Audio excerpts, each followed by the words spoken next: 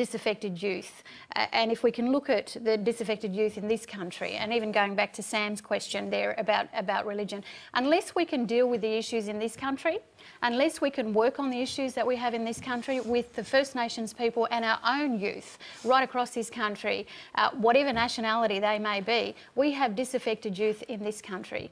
And the rates of suicide in this country, the rates of depression, and all of these factors, the social factors that impact on our young in this country, is what we should be dealing with.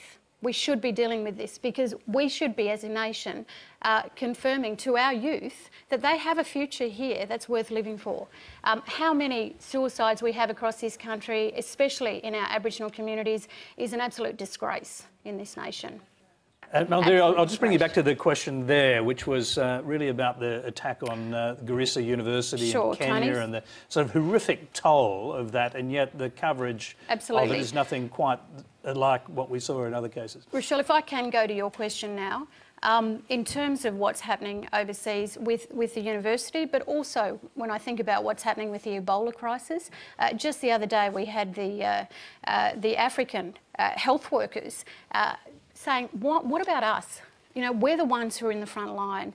And yes, when these incidents happen in these African communities and different places, you've got to ask, why do we only hear about the bad news? Why do we only hear when they've got the most extreme cases, like in this case, and an incredible tragedy?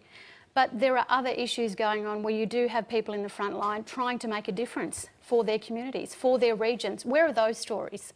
And I refer to the Ebola crisis because the African group that was speaking was saying that here we have the health workers in the front line who have been the ones who've been dealing with this issue, and yet all we hear about is the doctors from Canada or from the UK, from the US. What about the very people who live in these places that allow these foreigners to be able to go in and do what they need to do?